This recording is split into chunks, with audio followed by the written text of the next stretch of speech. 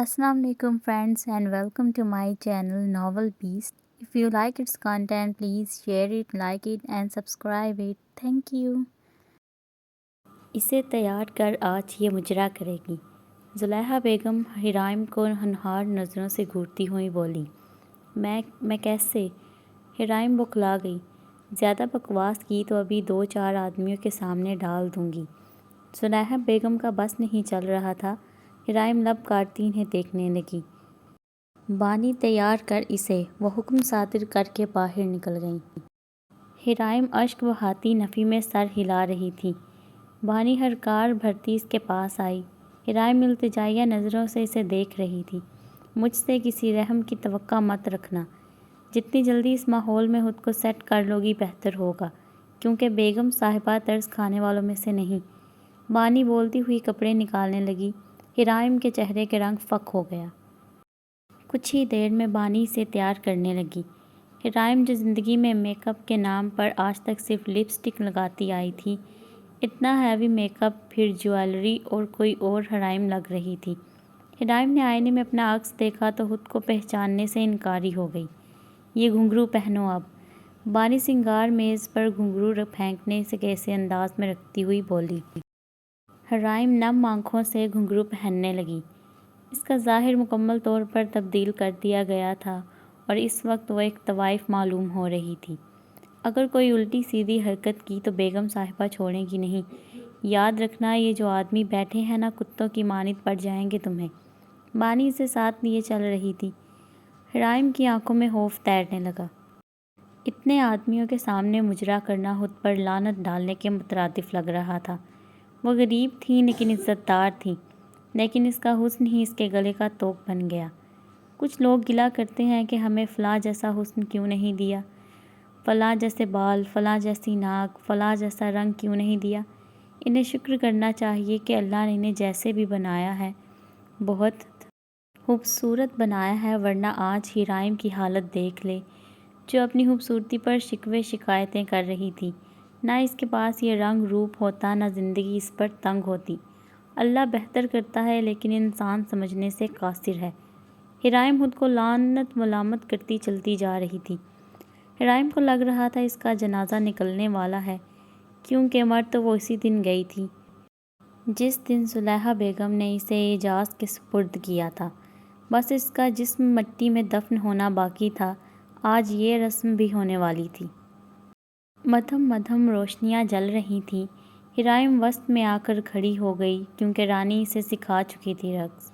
Hiram ने अपने ज़मीर का जनाजा पढ़ा, आंखें बंद की, मौसीकी सुनाई दे रही थी। तमाम इज़्ज़तदार अफराद बेसब्री से इस नई बेहया दोशीज़ा को देख रहे थे। हिराइम इर्द गिर्द से बेगाना हो गई। वो थी और मौसीकी की धुन थी। नज़र जो तेरी लागी, मैं दीवानी हो गई। दीवानी, हाँ दीवानी, दीवानी हो गई। मशहूर मेरे इश्क की कहानी हो गई। जो जग ने ना मानी तो मैंने भी ठानी। कहाँ थी मैं देखो, कहाँ चली आई। कहते हैं दीवानी मस्तानी हो गई। मशहूर मेरे इश्क की कहानी हो गई। जो जग ने ना मानी तो मैंने भी ठानी। कहाँ थी मैं देखो, कहाँ चली आई। कहते हैं दीवानी मस्तानी हो गई। दीवानी, हाँ दीवानी, दीवानी हो गई। हिराइम के रुखसार आंसुओं से तर हो चुके थे। वो सब कुछ भूल कर रक्स कर रही थी। किसी की जान निकल रही थी और किसी को लुत्फ़ आ रहा था। इनकी तफरीह के एवज़ एक जान मौत के घाट उतार दी गई। हिराइम खुद पर गलीज़ नज़रें महसूस कर रही थी, जो खुद को इज़्ज़तदार कहलवाते थे, जबकि बेगैरत तो वही थे। हिराइम घूम रही थी और घूमती घूमती ज़मीन पर गिर गई। वहाँ बैठे अफराद समझ रहे थे कि शायद वो खुद बैठी है।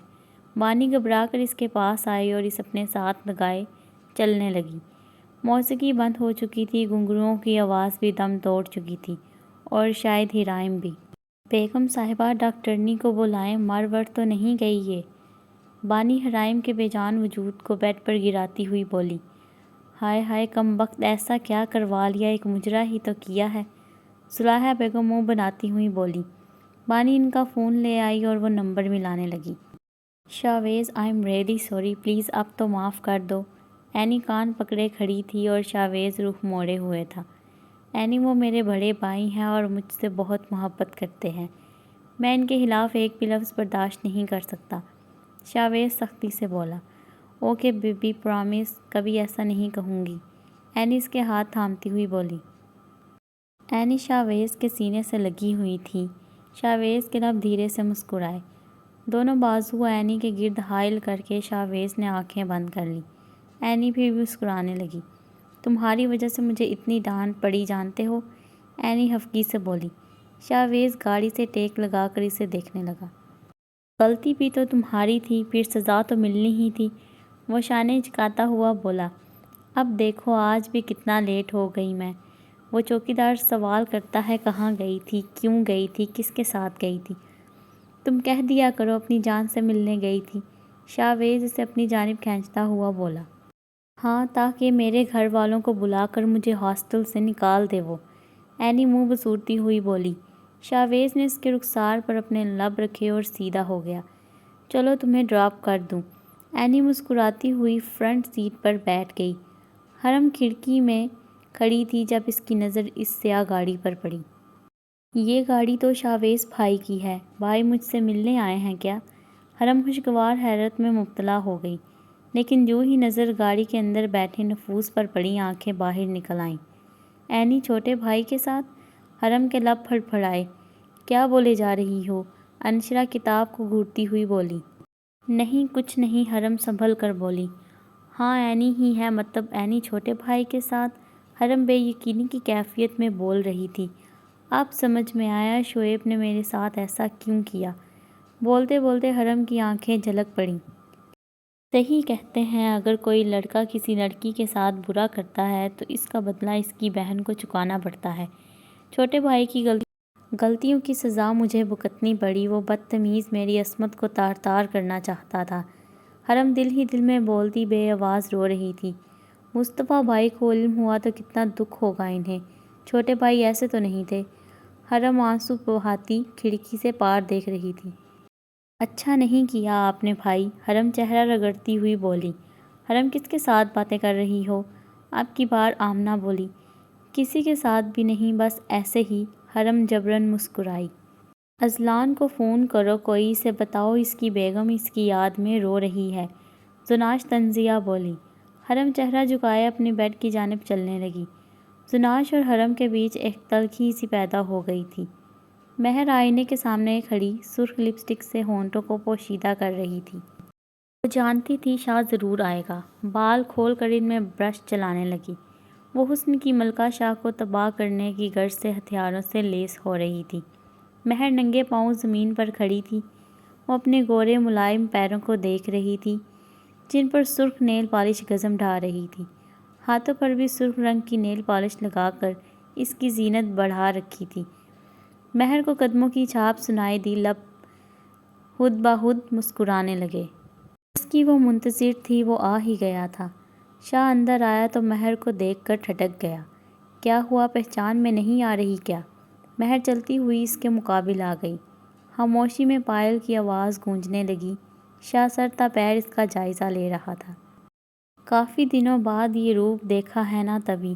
شاہ نے ہاتھ بڑھا کر مہر کے چہرے کو چھونا چاہا، لیکن مہر نے اس کا ہاتھ جھٹک دیا۔ تمہیں چھونے کا حق نہیں دیا، مہر پیشانی پر بل ڈالتی ہوئی بولی۔ سیریسلی؟ شاہ استہزائیہ ہنسا، اس کا اشارہ گزشتہ رات کی جانب تھا۔ مہر نے سر جھٹکا۔ میں تمہیں فون دوں گا، اس میں تم وہ بیان سننا جس میں شوہر کے حقوق بیان کیے جائیں، شاہ اسے نظروں کے حصار میں لیتا ہوا بولا، اور تم وہ بیان سننا جس میں شوہر کے فرائض بیان کیے جائیں، مہر تن کر بولی۔ شاہ تمہارے حسن کا اسیر ہے، لیکن جب تم یہ زبان چلاتی ہو نا باخدا زہر لگتی ہو، شاہ اس کی بازو پکڑتا ہوا بولا۔ مہر نے ہنسنے پر اکتفا کیا۔ چلو آؤ باہر چلتے ہیں، شاہ باہر کی جانب قدم بڑھاتا ہوا بولا۔ مجھے کہیں نہیں جانا تمہارے ساتھ، مہر اس کا ہاتھ ہٹاتی ہوئی بولی۔ تم وہی کرو گی جو میں بولوں گا، یہ مت بھولو خرید کر لایا ہوں تمہیں۔ شاہ چہرہ موڑ کر بولا، چہرے پر سختی نمایاں تھی۔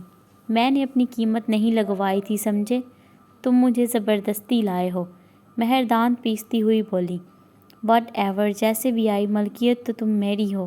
شاہ لاپرواہی سے کہتا قدم بڑھانے لگا۔ مہر نہ چاہتے ہوئے بھی اس کے ساتھ چل دی۔ ویسے اس تیاری کی وجہ؟ شاہ ابروئی چکا کر بولا، بتانا ضروری نہیں سمجھتی میں۔ مہر تپ کر بولی، تم میرا دماغ خراب کر دیتی ہو۔ شاہ غصے سے دیکھتا اسے اپنی جانب کھینچتا ہوا بولا، تو میں کیا کروں؟ علاج کرواؤ جا کر اپنا۔ مہر شاہ کے بے حد نزدیک تھی۔ علاج بھی تمہارے پاس ہی ہے؟ شاہ ورفتگی سے دیکھتا ہوا بولا، دور ہٹو مجھ سے۔ مہر اس کے سینے پر اپنی دودیا ہاتھ رکھ کر پرے دھکیلتی ہوئی بولی۔ شاہ نے اس کے دونوں ہاتھ تھام لیے۔ اب کیا کرو گی؟ شاہ اس کی سمندر جیسی گہری بوری آنکھوں میں جھانکتا ہوا بولا۔ مہر اسے گھورنے لگی، تمہیں میرا ایک کام کرنا ہوگا۔ مہر کچھ سوچ کر بولی، کیسا کام؟ شاہ ابروئی چکا کر بولا، مجھے کوٹھے پر جانا ہے۔ کس خوشی میں؟ شاہ ضبط کرتا ہوا بولا، مجھے وہاں سے ایک لڑکی کو نکالنا ہے۔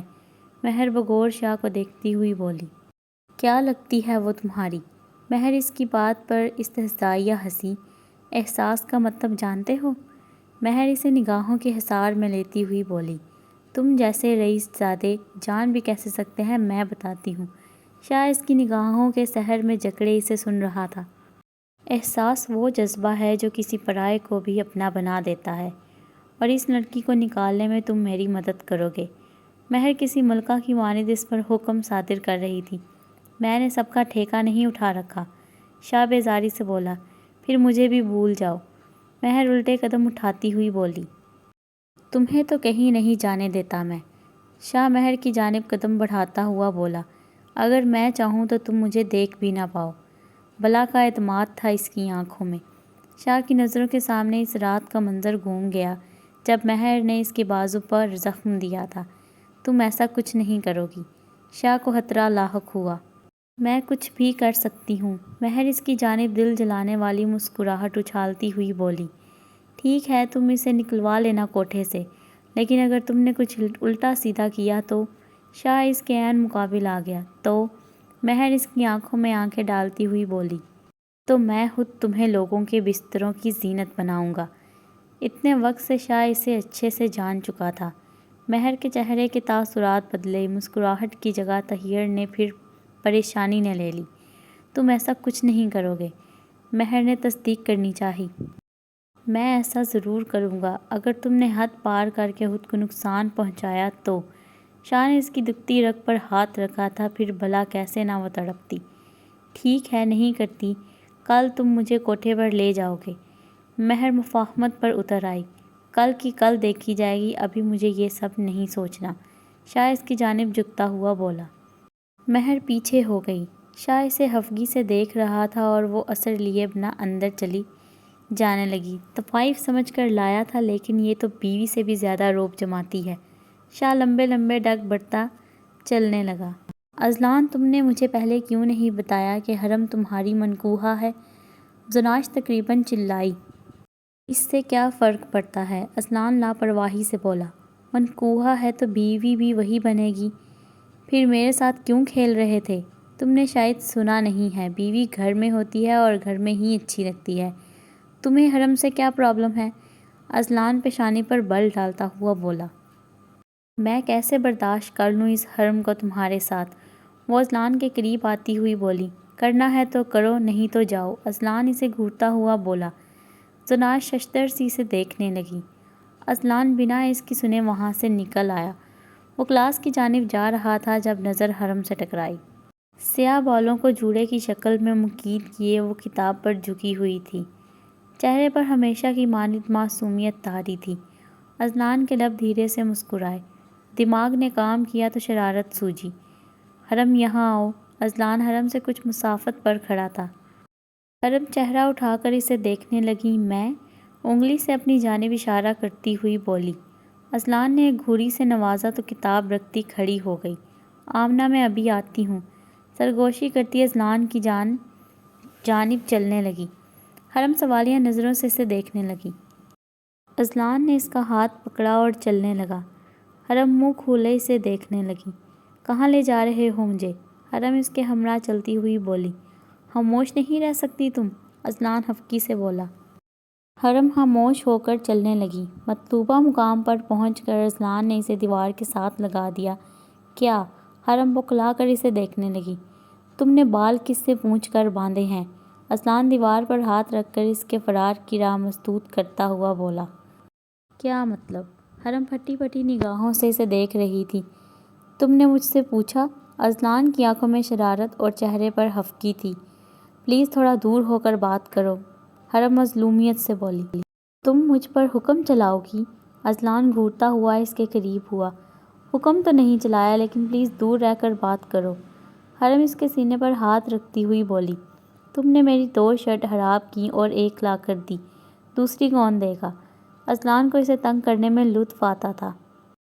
تمہیں ایک اور شرٹ چاہیے؟ حرم متحیر سی بولی۔ بالکل، اذلان تائیدی انداز میں بولا۔ اچھا میں لا دوں گی، لیکن مجھے جانے دو۔ اب اگر کسی نے بھائی کو بتا دیا، حرم فکر مندی سے بولی۔ حقیقت تو کوئی بھی نہیں جانتا، پھر کیسے کوئی بتائے گا؟ اذلان آبرو اچکا کر بولا۔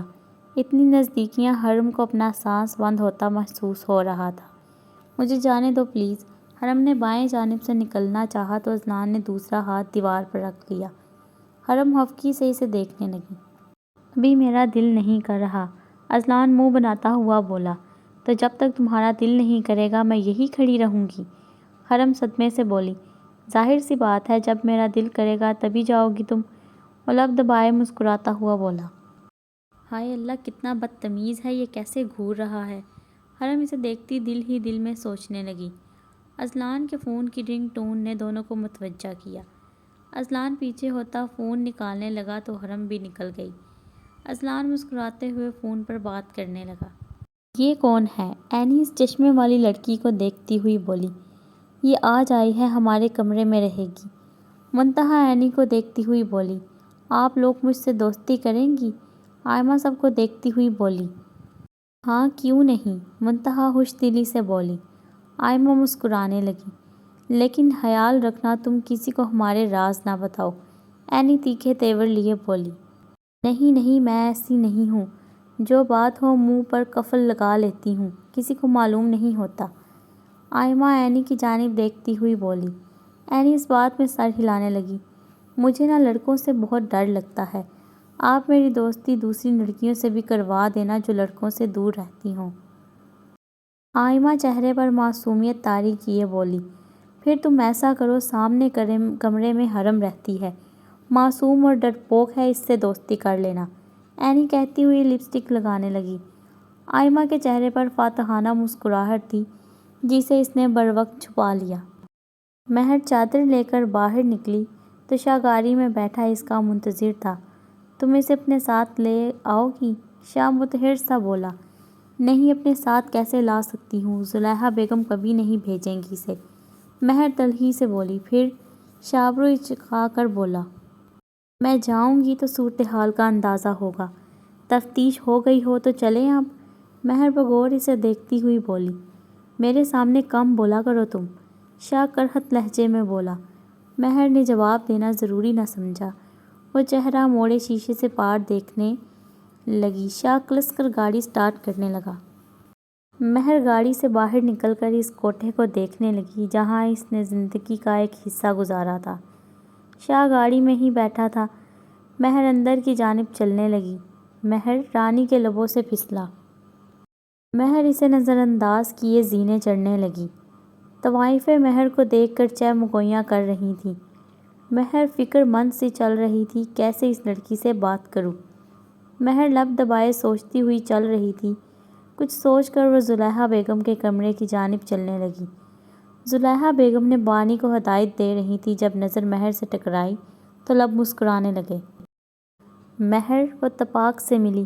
مہر چہرے پر اکتاہٹ سجائے بیٹھ گئی۔ آپ نے اچھا نہیں کیا زلیخا بیگم، مہر مغرور انداز میں بولی، گردن اکڑی ہوئی تھی۔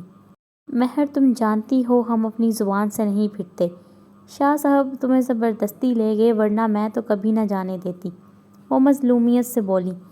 مہر کے چہرے پر بیزاری تھی۔ ہائے مہر، تمہارے جانے سے یہ کوٹھا تو سونا سونا لگ رہا ہے، سب تمہارا پوچھتے ہیں، زلیخا بیگم آہ بھرتی ہوئی بولی۔ میں اپنا کمرہ دیکھنا چاہتی ہوں۔ مہر بولتی ہوئی کھڑی ہو گئی۔ ہاں ہاں، تمہاری اپنی جگہ ہے، جہاں مرضی جاؤ، زلیخا بیگم مسکراتی ہوئی بولی۔ مہر چلتی ہوئی کمرے سے نکل آئی۔ زلیخا بیگم پھر سے بانی سے محو ہو گئیں۔ مہر آس پاس دیکھتی سنبھل کر کمرے میں آ گئی۔ قسمت کا حسین اتفاق کہ حرائمہ اسی کمرے میں رہائش اختیار کیے ہوئے تھی۔ مہر کو دیکھ کر حرائمہ کا چہرہ کھل اٹھا۔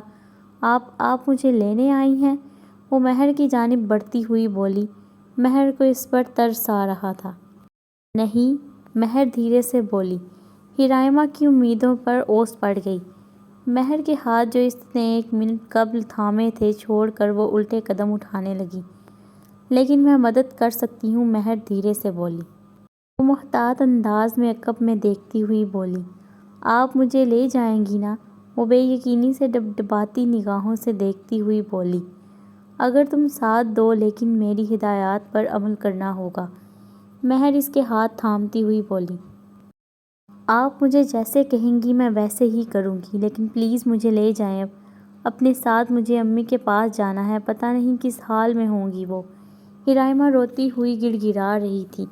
پلیز خاموش ہو جاؤ ورنہ انہیں شک ہو جائے گا۔ یہ نمبر رکھ لو، جس دن تمہیں پارلر لے کر جائیں، تم نازیہ نامی کی بیوٹیشین سے فون لے کر مجھے کال کر لینا، پھر میں تمہیں لینے آ جاؤں گی۔ مہر نے سوچا ہوا پلان اسے سمجھایا۔ جی ٹھیک ہے، وہ چہرہ صاف کرتی ہوئی بولی۔ اور ہاں سنو، یہ پارلر تمہیں تبھی بھیجیں گے جب تم ان کے اشاروں پر کام کرو گی، سمجھ رہی ہو نا؟ فی الحال جیسے وہ کہتے ہیں مان لو ان کی بات، اگر باہر نکلنا چاہتی ہو تو۔ مہر رک کر اسے دیکھنے لگی۔ ان کا اعتماد حاصل کرو تاکہ تمہیں نکالنے میں آسانی ہو، مہر دروازے کی سمت دیکھتی ہوئی بولی۔ حرائمہ سر استباحت میں ہلانے لگی۔ ہے تو کام مشکل، لیکن ساری زندگی تیاگ دینے سے یہی بہتر ہے۔ مہر اسے دیکھتی ہوئی الٹے قدم اٹھانے لگی۔ حرائمہ آس سے مہر کو دیکھ رہی تھی۔ اللہ کرے آپ مجھے یہاں سے نکال لیں، بے اختیار حرائمہ کے لبوں سے نکلا۔ انشاءاللہ، مہر رک رک کر بولی، دھیرے سے مسکرائی اور باہر نکل گئی۔ حرائمہ دروازے کو دیکھنے لگی۔ آنکھوں میں امید کے جگنو ٹمٹمانے لگے تھے۔ مہر چلتی ہوئی باہر نکل آئی۔ چن چن کی آواز گونج رہی تھی۔ مہر آ کر گاڑی میں بیٹھ گئی۔ اب لے کر کیوں نہیں آئی؟ شاہ تنزیہ بولا۔ مہر نے گھورنے پر اکتفا کیا۔ شاہ اس کی جانب سے جواب کا منتظر تھا۔ میں کچھ پوچھ رہا ہوں، شاہ کرہت لہجے میں بولا۔ اس طرح سے کیسے لے جا سکتی ہوں میں اسے؟ یہ چھوٹی سی بات سمجھ نہیں سکتے؟ مہر دانت پیستی ہوئی بولی۔ تم جیسی بے صبری تھی مجھے لگا شاید ساتھ لے کر آؤ گی۔ شاہ مسکراتا ہوا سامنے سڑک کو دیکھنے لگا۔ مہر نے بے روحی سے چہرہ موڑ لیا۔ شاہ نے گاڑی سٹارٹ کی اور گاڑی انجان رستوں پر بھاگنے لگی۔ یکدم شاہ نے بریک لگائی۔ مہر آگے کو ہوئی لیکن سر ڈیش بورڈ سے ٹکرانے سے بچ گیا۔ مہر چہرہ موڑے اسے گھورنے لگی۔ اب کیا مسئلہ ہے؟ مہر اس کی نظریں خود پر محسوس کرتی ہوئی بولی۔ مجھے اپنے بارے میں بتاؤ۔ شاہ اس کے دونوں ہاتھ تھامتا نرمی سے بولا۔ مہر کی آنکھوں میں نمی تیرنے لگی لیکن پھر چہرے پر سختی دھر آئی۔ مجھے کچھ نہیں بتانا، مہر برہمی سے بولی۔ اگر میں تم سے نرم لہجے میں بات کرتا ہوں تو تمہارا منہ سیدھا نہیں ہوتا، شاہ تقریباً چلایا۔ مہر ادھر ادھر دیکھ رہی تھی۔ وہ شاہ کو دیکھنے سے گریز برت رہی تھی۔ مجھے مرد ذات پر اعتبار نہیں، مہر کی بھرائی ہوئی آواز گونجی۔ میں تم سے محبت کے عہد و پیمان نہیں باندھ رہا، تمہیں صاف بتایا ہے، تمہیں پانے کے لیے تم سے نکاح کیا اور تمہیں ہمیشہ ایسے ہی رکھوں گا، حویلی سے دور۔ پھر مجھ سے کیوں ہچکچا رہی ہو؟ میں جاننا چاہتا ہوں۔ شاہ کا لہجہ پرتجسس تھا۔ کچھ ہے ہی نہیں بتانے کو، مہر کا چہرہ جھکا ہوا تھا۔ تم جھوٹ بول رہی ہو، شاہ نے یقینی کی کیفیت میں بولا۔ میں کیوں جھوٹ بولوں گی؟ مہر آنکھوں کی نمی چھپانے کی غرض سے چہرہ جھکائے ہوئے تھی۔ مجھے ایک بات بتاؤ، جب تم رقص کرتی تھی تمہاری آنکھوں میں کرب ہوتا تھا، کیوں؟ شاہ سوالیہ نظروں سے مہر کو دیکھ رہا تھا۔ جیسی وہ جگہ ہے، کیا نہیں ہونا چاہیے تھا؟ مہر نے سرخ ہوتی نگاہیں اٹھا کر شاہ کو دیکھا۔ شاہ کے لیے مہر کی آنکھوں میں دیکھنا دوبر ہو گیا۔ اس نے نظروں کا زاویہ موڑ لیا۔ وہ درست کہہ رہی تھی، اس جگہ پر رہنے کے بعد ایسی توقع ہی رکھنی چاہیے۔ شاہ کا دل موم ہو رہا تھا۔ شاہ سے کوئی بات نہ بنی تو گاڑی سٹارٹ کرنے لگا۔ مہر سانس خارج کرتی اپنے ہاتھوں کو گھورنے لگی۔ تم کھانا بنا لینا، میں رات میں آؤں گا۔ گاڑی گھر کے باہر روک کر شاہ مہر کو دیکھتے ہوا بولا۔ مہر بنا کچھ بولے گاڑی سے اتری اور اندر چلی گئی۔ شاہ نے جانے انجانے میں اس کے زخم کو ریت دیے تھے۔ مہر زخموں کی تاب نہ لے سکی اور دروازے میں ہی بیٹھ گئی۔ سالوں پرانے زخم پھر سے ہرے ہو گئے۔ جو کرب وہ جاننا چاہ رہا تھا پھر سے مہر کے گرد ڈولنے لگا۔ مہر نے آنسو بہاتے ہوئے سر ہاتھوں میں تھام لیا۔ کبھی نہیں بتاؤں گی تمہیں۔ کیوں بتاؤں؟ کس بنا پر بتاؤں؟ مرد ذات پر کبھی اعتبار نہیں کر سکتی میں۔ مہر چلا رہی تھی، خاموشی میں اس کی آواز گونج رہی تھی۔ اس کے اندر جل تھل کا موسم رواں دواں تھا۔ تبھی اس کی آنکھیں چھوٹی چھوٹی باتوں پر برسنے لگتیں۔ جب زخم گہرے ہوں اور ان پر مرہم لگانے والا کوئی نہ ہو تو صبر کا پیمانہ اکثر و بیشتر لبریز ہو ہی جاتا ہے۔ مہر کے ہاتھ بھیگ رہے تھے، آنکھیں ظلم کی داستاں بنی ہوئی تھیں۔